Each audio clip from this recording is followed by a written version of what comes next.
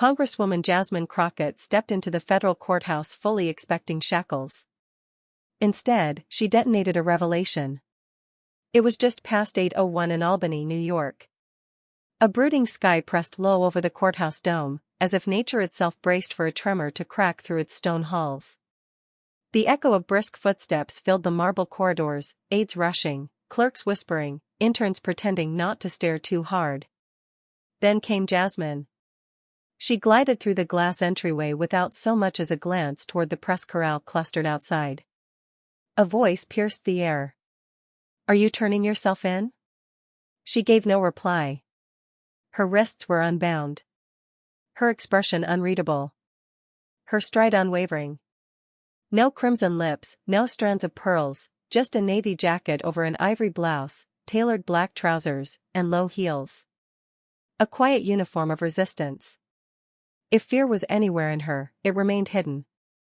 Inside, the air seemed to tighten. The courtroom, cool and severe, held its breath. Presiding was Judge Marcus L. Tate, already seated, perfectly still, and formidable. Not merely for his robe, but for what his presence conveyed, authority that does not blink. He didn't look her way. He didn't need to. His bearing alone declared, "This isn't Capitol Hill." Jasmine eased into her seat between two attorneys, one silver-templed, the other fresh-faced. Neither spoke. She placed a leather folio before her, folded her hands, and faced forward. Silent since entry. The hearing was closed to the public, yet tension shimmered in the hushed conversations, scribbled notes, the faint clatter of keys. The federal prosecutor shifted. His suit was sleek but sat oddly, clearly pricey, yet ill-fitting. He rose. "Your Honor," he began, "the government moves forward with contempt proceedings against Representative Jasmine Crockett, pursuant to Title II, Section 1832, due to her willful noncompliance with a subpoena lawfully issued by the Congressional Office of Ethical Inquiry." Judge Tate gave a slight nod. "Continue." The prosecutor turned his eyes on Jasmine. The Congresswoman deliberately failed to appear without valid cause, thereby impeding judicial protocol. Impeding? Jasmine's voice broke the silence, low but distinct. Her counsel snapped their heads toward her. Judge Tate's brow lifted, barely. The prosecutor coughed, then pressed on. "We request that she be held in contempt and detained until such time she agrees to comply." Judge Tate leaned forward. "Congresswoman Crockett, would you like to respond before I issue a ruling?" Jasmine rose. Every eye tracked her. Even the court reporter stopped typing. "Your Honor," she said evenly, "before you make a decision that could shadow my entire career, a stain that would follow me long after today, I ask to address the court directly." A bold move. Most defendants speak through their counsel. Most attorneys insist on it. Jasmine didn't look at hers. Her eyes never left the bench. A long pause. Then, slowly, Judge Tate nodded. "Proceed." Jasmine reached for her folder, undid the latch, and withdrew a sealed manila envelope. "This," she said, lifting it high, "is a notarized, witnessed affidavit. It contains documented threats, coercion, and communications from individuals whose names you will undoubtedly recognize, individuals who are directly responsible for why I now stand here." The chamber froze. Even the intern in the corner stopped writing. Her voice remained composed. "Before I am detained, I want this court to hear what lies beneath that summons, and what was promised if I did not comply. Not just to me, but to others." Judge Tate's jaw set.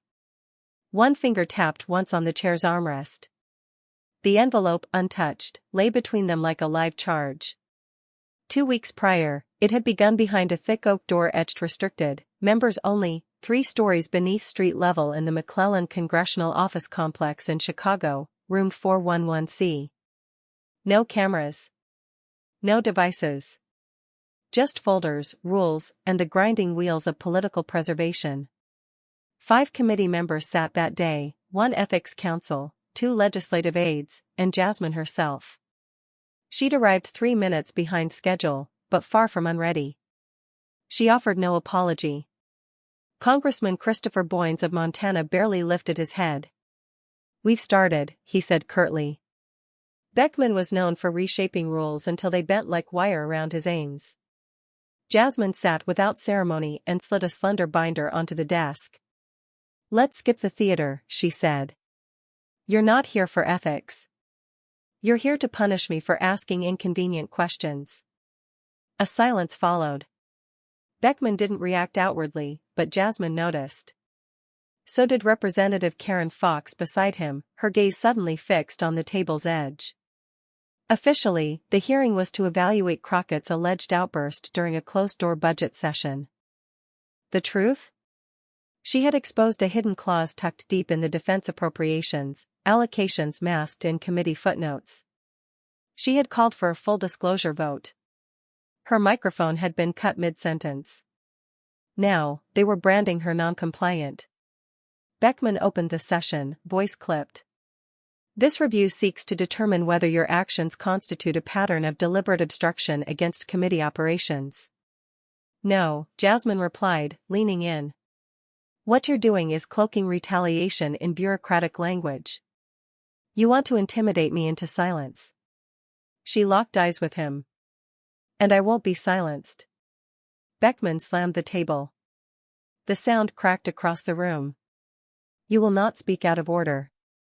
"I'm not here to play roles," Jasmine fired back. "I'm here to remind you, I do not answer to intimidation. If I've violated a rule, name it. Don't drag out some dusty regulation no one's enforced since the last century." Behind Beckman, an aide leaned in to whisper to Representative Lane. Jasmine caught the flicker of Lane's fingers drumming nervously on a file folder. She was concealing something. But then again, so was everyone else in the room. Beckman leaned in, his voice dropping to a threat wrapped in velvet. "You've crossed the line, Congresswoman Crockett. Step out now, and there will be repercussions." Jasmine held his gaze, unwavering. "You'd already decided before I ever walked through that door. So I may as well leave with my spine intact." She rose with quiet precision, collected her binder, and turned toward the exit. "Refusal to comply will trigger formal disciplinary measures and an official summons." Beckman barked, his voice bouncing off the paneled walls. Jasmine paused, one hand resting on the brass handle. "Then write it quickly," she said without looking back. "You won't like what I send in return." The door shut behind her with a clean, final click. By dusk, the summons arrived, hand-delivered by a congressional courier. Jasmine unfolded the heavy stock paper with a practiced calm, eyes tracing the ceremonial phrasing. "You are hereby ordered to appear in federal court on charges of contempt, following your non-compliance with an active ethics investigation." Beneath it, the unmistakable signature of Christopher Boynes, a blade disguised as a bureaucratic flourish. But Jasmine was already preparing. In the days that followed, she assembled her arsenal, emails archived, encrypted chats preserved, internal memoranda flagged, names she had never dared to speak aloud. Names cocooned by status, fortified by silence. She reached out to two allies. Ashley Solomon, once a federal prosecutor, now a crusading civil rights litigator based in Rochester. Anthony Josens, a reserved but razor-sharp strategist known for dismantling federal misconduct with surgical precision. Naomi was direct. "This isn't theater. It's war." Jasmine gave a single nod. "It's real." "Then hold your ground." Gabriel, cautious but incisive, offered a different warning. "Institutions hate being cornered. Even when you're right, they'll smear you, call you unstable, dramatic, worse." "I already know the story they'll try to write," Jasmine said. "But this time I'm the one holding the pen." And now, in this courtroom, she wasn't just holding it, she was scripting something indelible. The room was frozen, not quiet, but brittle. The kind of stillness that descends when impact is inevitable. At the center stood Jasmine, sealed envelope in hand. Her attorneys didn't move to stop her. Maybe they trusted her. Or maybe they understood, the only real danger now was muting her. Judge Tate gave a solemn nod.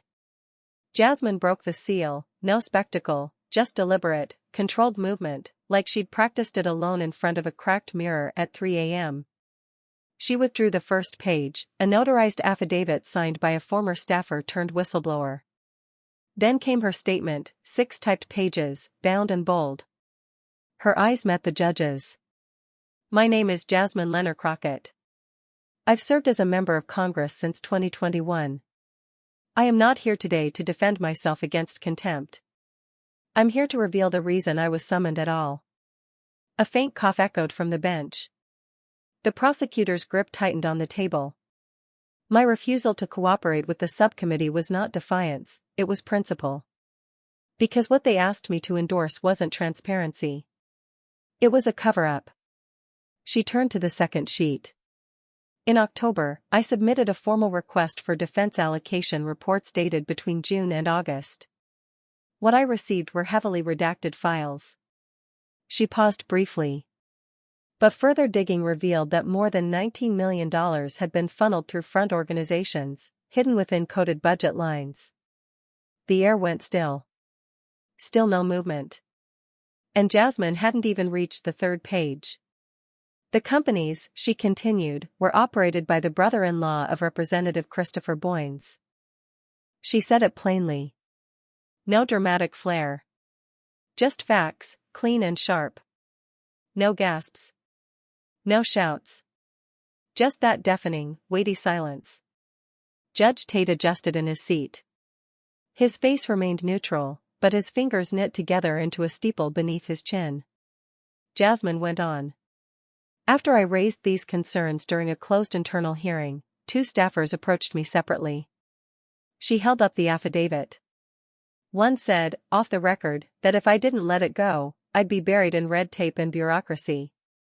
The other didn't mince words, they'll use every tool the law allows to take you down. She looked directly at the bench. That happened 3 days before I was summoned before the ethics panel, the same session where I was told that failure to comply would carry legal consequences. Her voice never cracked. And now, here we are. Another silence fell, not empty, but saturated. Judge Tate turned toward the clerk. Has this document been entered into the record? Naomi rose smoothly. It will be, Your Honor. Copies have been provided. The judge nodded, just once. But the prosecutor stood, visibly tense. Objection, Your Honor. The document is self-serving, and she is under oath. Gabriel rose from the defense table, calm but pointed.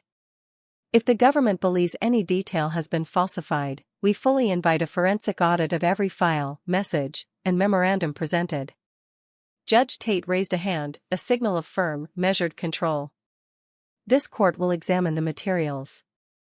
He turned to Jasmine. Continue. She opened to the final page. I'm aware of how this might appear, that a congresswoman, under scrutiny, is suddenly casting blame to deflect accountability. She let the sentence breathe before finishing. But I ask the court this, if you uncovered threats designed to silence you, threats meant to bury the misuse of taxpayer funds, what would you do? Her gaze swept the room. Would you stay quiet to preserve comfort? Or speak, knowing you'd be punished for telling the truth? She closed the folder slowly. I chose to speak. Judge Tate reclined slightly, his expression unreadable. He said nothing. Jasmine placed the folder down before her. Her hands were steady. She sat, composed, unshaken. Not vindicated. Prepared. A low tide of murmurs swelled among the clerks and aides, a current of tension whispering through the chamber like smoke curling into corners. No voice rose above a hush, but the atmosphere thickened by the second. Judge Tate cleared his throat. This court will recess for 20 minutes. He rose and disappeared through the side exit, swift, wordless. He didn't glance back. He didn't need to. Jasmine understood, when a judge calls recess like that, something has buckled, and not just in the proceedings. No one relaxed.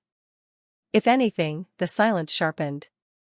Recess may be procedure, but the way he departed, brisk, almost jarring, spoke volumes louder than any ruling. Eyes flicked across the room. A pen clattered to the floor. A whispered exchange stuttered between two aides. Then, stillness again. Jasmine didn't shift. Didn't consult her attorneys. Didn't lean or exhale. She sat with quiet resolve, hands flat on the table, gaze steady. It wasn't bravado. It was something deeper, the composure of someone who had already confronted the cost of truth, and accepted it. Gabriel leaned toward her, voice a low murmur. He's shaken. Naomi said nothing. She simply slid an envelope across the polished wood. Initials faintly inked on the flap, MT. Original documents, she whispered. If they ask for authentication. Across the aisle, the prosecutor began pacing, slowly, but unevenly. He looked pale, his rhythm unspooling. Whatever scenario he had prepared for, this wasn't it. And everyone could feel the shift. Jasmine hadn't delivered accusations. She'd delivered anchors, to contracts, bank trails, official correspondence. This wasn't rumor. This was ruin. 10 minutes into the recess, the clerk returned with a quiet directive. The judge requests printed copies of the entire submission. Naomi rose with practiced grace and handed over the prepared documents. That's when momentum tilted. A young court aide, barely older than a college graduate, stepped out carrying the file. As he vanished down the corridor, another staffer slipped into the courtroom, clutching a dull gray binder. She leaned down beside Naomi and whispered urgently. Jasmine tilted her head. Additional evidence? Naomi gave a small nod. From a former aide. She saw the transcript feed. Says she has something relevant to add. Jasmine didn't blink. Her fingers tapped the wood lightly. Let's see them try to bury this now. When Judge Tate returned, the courtroom pulled taut again, like wire stretched to its edge. He said nothing at first. Just reclaimed his seat, adjusted his spectacles, and regarded the thick folder now resting at his desk. Then, his eyes lifted, directly to Jasmine. Representative Crockett, he began, his tone calm but tinged with something new. Is it your claim that the House Ethics Subcommittee initiated these proceedings as a means to silence you? Jasmine didn't hesitate. I am asserting, she said with measured clarity, that members of that subcommittee, with the aid of external actors, exploited their authority to retaliate against me for uncovering and refusing to conceal financial misconduct. Her words settled like a warning siren held just beneath its wail. Judge Tate gave a single nod. And in your view, does this conduct merit further legal inquiry? It does, Jasmine answered, without pause. He turned to the prosecution table. Counselor, was your office made aware of these materials prior to today's session? No, Your Honor, the prosecutor said tightly. We received no advance notice and cannot currently verify their validity. Naomi stood. Calm. Controlled. We are prepared to submit an independent affidavit from a third-party forensic analyst who has examined the documents. Additionally, she gestured toward the judge's desk, the court has just received sworn testimony from a former congressional staffer. Judge Tate paused. His eyes dropped to the growing stack of documents, now layered, heavy with implication. And for the first time that day, the judicial polish in his tone slipped. This court recognizes the gravity of Representative Crockett's allegations. He closed the folder quietly, no flair, no gavel. I am postponing these proceedings to allow for a full preliminary review of the evidence submitted. A long beat passed, thick with consequence. Then, the contempt hearing is hereby suspended until that review is complete. No dramatic finale. Just a single line, falling like a stone into still water. Jasmine didn't react. Neither did her counsel. But across the aisle, the prosecutor exhaled, not in surrender, but understanding. He knew, control had changed hands. Outside the courtroom, the ripple was already turning into a wave. The doors hadn't even closed behind Judge Tate before the air was electric. Phones lit up in every pocket, buzzed in every sleeve. In Washington, rumors fly. In Albany, they smoldered before igniting, then spread like wildfire through dry brush. A message lit up a screen in Atlanta. Is this real? Beckman exposed in court. Another pinged from Denver. Crockett's evidence, bombshell or bluff? Jasmine remained still. Her fingers rested against the wood, her face unchanged. But she understood, facts were no longer the axis. Perception had taken the wheel. And perception spreads faster than truth ever could. Gabriel leaned toward her. We've stirred the hive. Naomi muttered beneath her breath. Let's hope we didn't kick the hornets. Across the room, the prosecutor still sat, pages of Jasmine's testimony in hand, flipping, underlining, pausing. Not strategizing. Just trying to grasp where, exactly, he'd lost the thread. Then, a cough. Quiet. From the rear of the courtroom. A uniformed bailiff approached the clerk and whispered. The clerk's brow furrowed as he scribbled a note on a yellow slip, which he passed to Naomi. She read it, her eyebrows lifting a shade, then passed it to Jasmine. It read. Local news just aired portions of your statement. Source anonymous. Jasmine didn't sigh. She simply nodded once. Didn't take long. Outside the courthouse, the steps were already a storm of flashing lenses and lifted phones. Reporters streamed live, voices hushed but urgent. Some named the committee chair outright. Others circled like cautious hawks, waiting for a second source. Inside, the air had shifted again. Not panic, not yet, but a strange, coiled unease. Even the court reporter sat frozen, fingers poised above her stenotype machine as if she wasn't sure whether to type or simply hold her breath. Then the side door cracked open. A court-martial entered swiftly and passed a sealed envelope to the judge's assistant. She read in silence, leaned in toward Judge Tate, whispered briefly, and sat back, her jaw clenched. Jasmine looked to Naomi. Naomi murmured under her breath. Just landed. Moments later, Judge Tate's voice broke the hush, flat, deliberate. This court has received additional material submitted under federal whistleblower protections. Initial review suggests corroboration of key claims within Representative Crockett's sworn testimony. The prosecutor shot to his feet, exasperated. Your Honor, with respect, this is moving forward absent procedural vetting. Judge Tate didn't blink. This court is not issuing a ruling, he cut in, his tone edged with finality. We are acknowledging the presence of new evidence.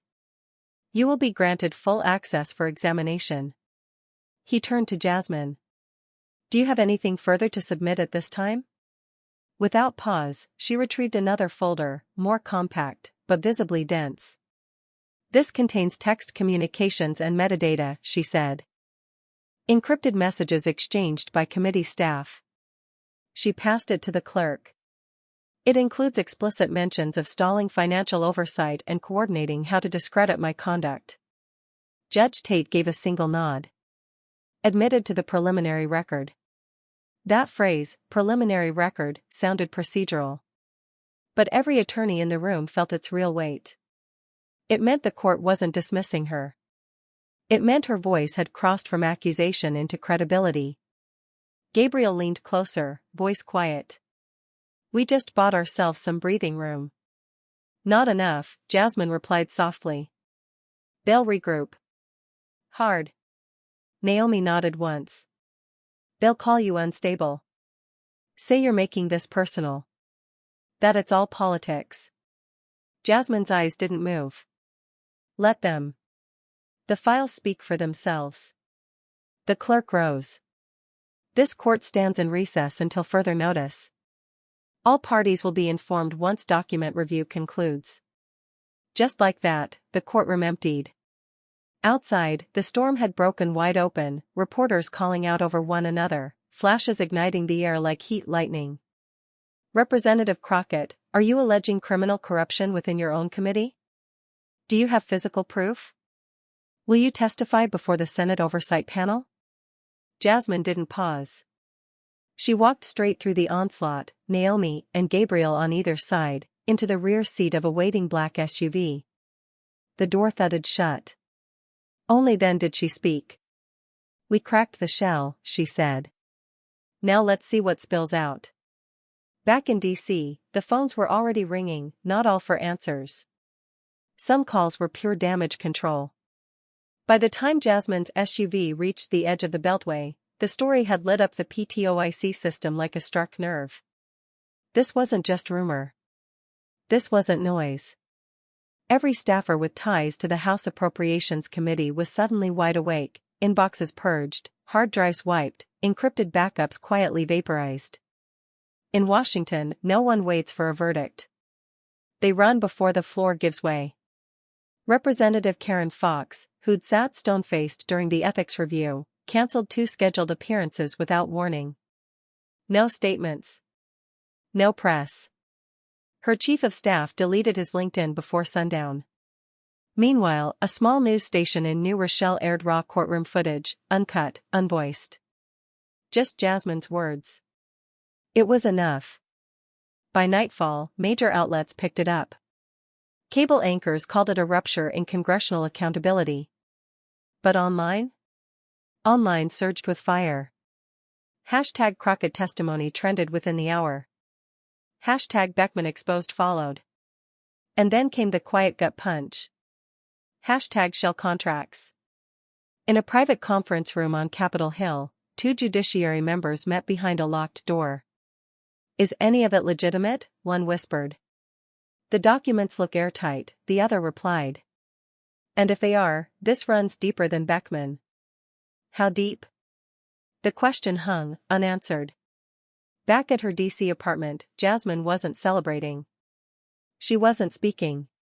She sat on the floor, cross-legged, surrounded by folders, a battlefield of paper and risk. Naomi and Gabriel paced quietly behind her. "We should prepare for a unified counterattack," Gabriel said. "Not just Beckman. His party. Contractors. Maybe federal channels." Naomi folded her arms. "You're not the first to throw a match at the foundation, Jasmine. But you might be the first with proof, and the grit to say it aloud." Jasmine didn't look up.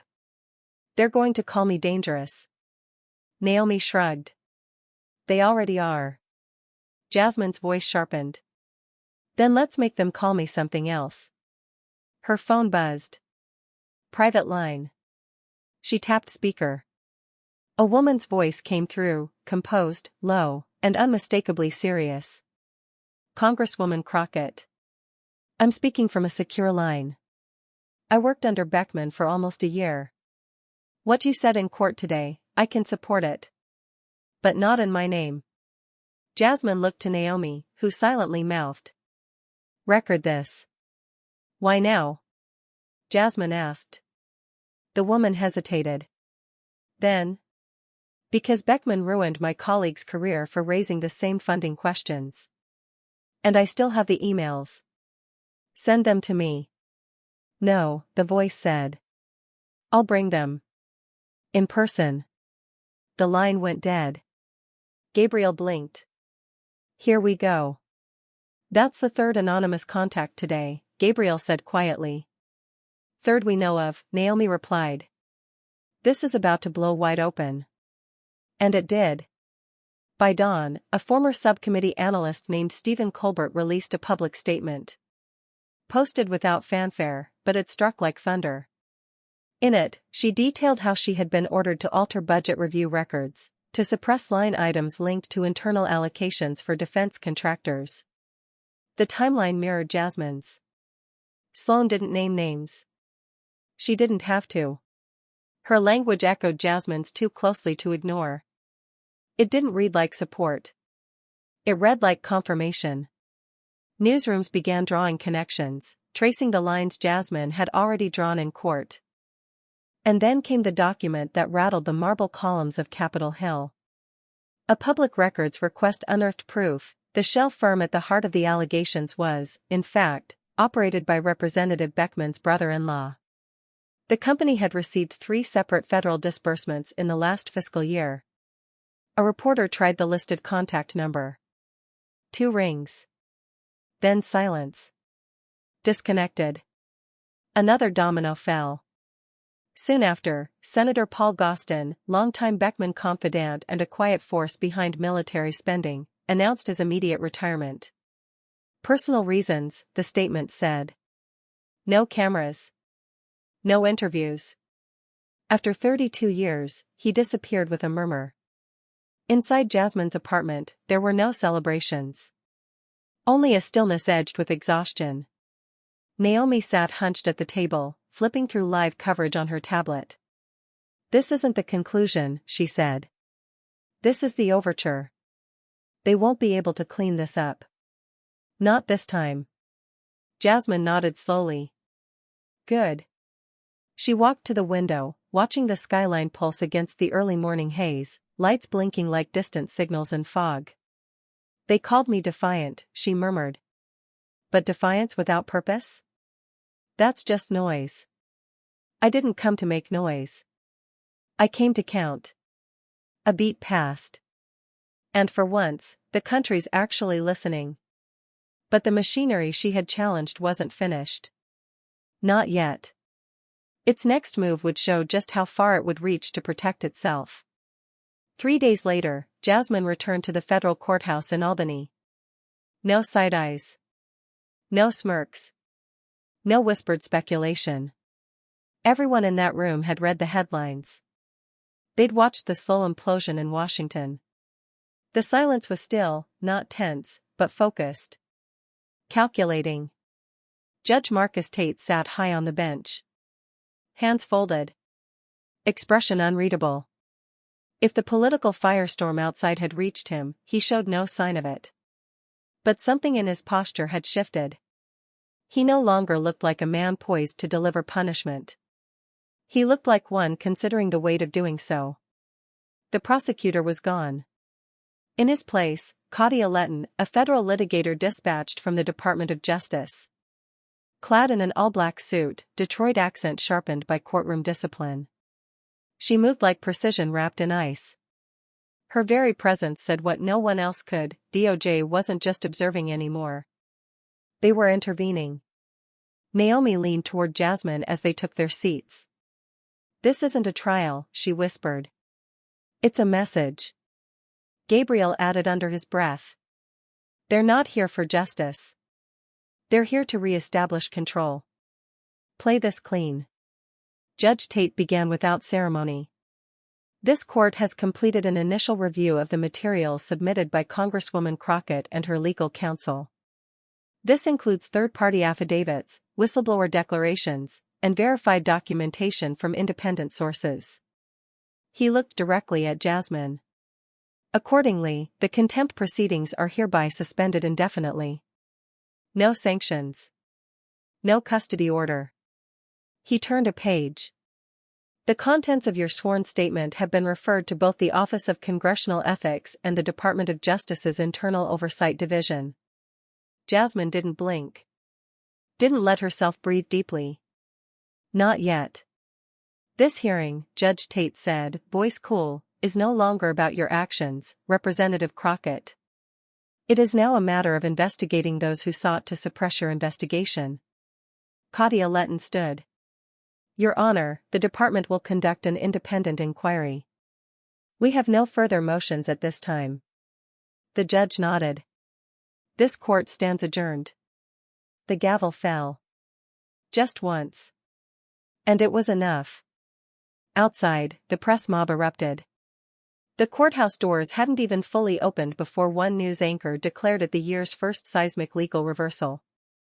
Another called Jasmine a human lightning strike aimed at congressional silence. She heard none of it. She walked straight through the chaos, flanked by Naomi and Gabriel, ignoring the barrage of voices and flashes. No statement. Not yet. Only when the black SUV door shut behind her, Naomi beside her, Gabriel behind, did she exhale. Naomi turned to her, wide-eyed. You realize what you just did? Jasmine stared out the window. Yeah. I cracked it. No, Gabriel said from the back. You didn't just crack it. You shifted it. That night, back in her apartment, it wasn't over. The air felt tighter, like the pause before the next tremor. They ate takeout again. Same cartons. Same 3 chairs against the wall, and used. But this time, the television volume was up. And across every network, the spin was unraveling. One anchor called it a political quake.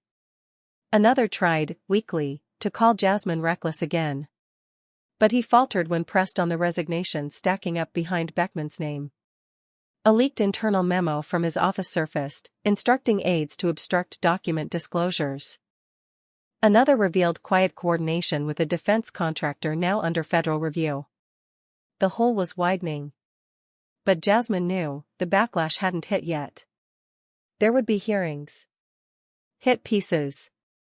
Perhaps even a retaliatory investigation, designed not to convict, but to confuse. That's how power survives. That's how systems fight back. And Jasmine, now at the center of it all, knew the storm wasn't passing. It was just changing shape. But this time, the world was watching.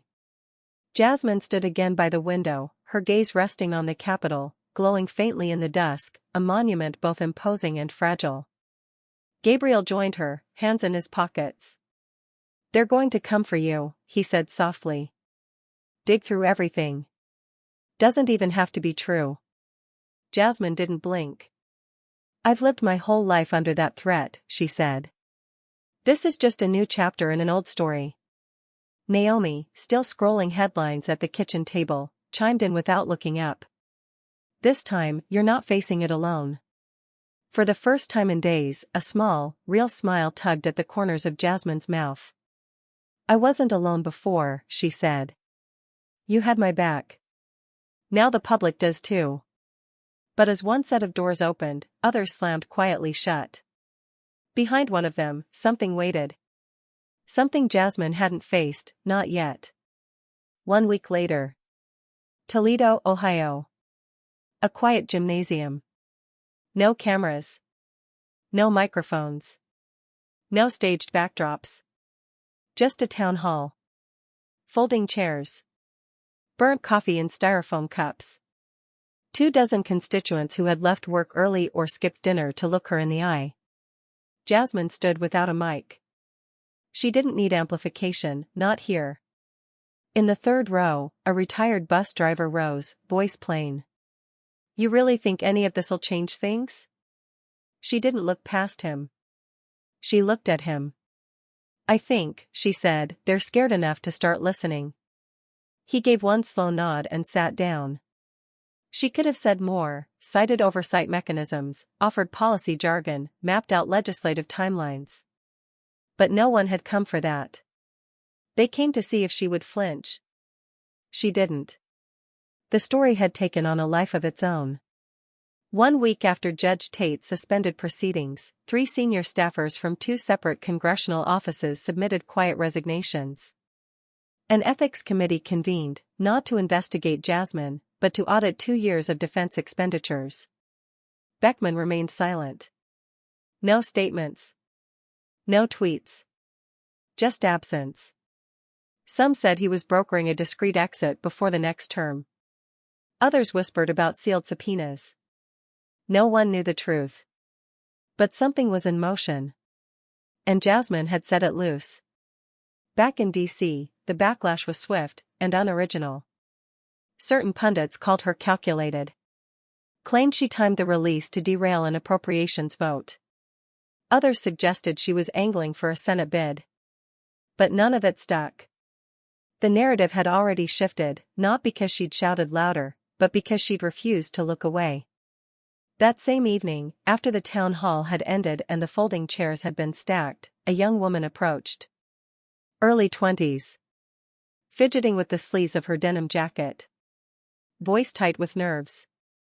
"I've followed since the hearing," she said. "I'm in law school. Almost dropped out last semester." Jasmine turned toward her. "Why?" The young woman hesitated. "Because it felt rigged. Like people like us don't win unless we lose a piece of ourselves first." Jasmine placed a hand gently on her shoulder. "Then don't lose it," she said. "That part you're scared to keep, the one they'll try to twist, erase, dismiss? Keep it. That's the part they can't fake. The woman nodded, eyes wet, and stepped out into the evening light. By week's end, Jasmine had turned down every major interview. Declined the morning shows. Let the podcast invites pile up unanswered. She let the evidence speak. Let the truth echo on its own terms. She knew there'd be more closed-door meetings, more strategic leaks, more attempts to undermine her. But the fear was gone. Because something had changed. It wasn't just about people stepping down. It was about people stepping forward. In Arkansas, a state legislator called for a full audit of discretionary spending.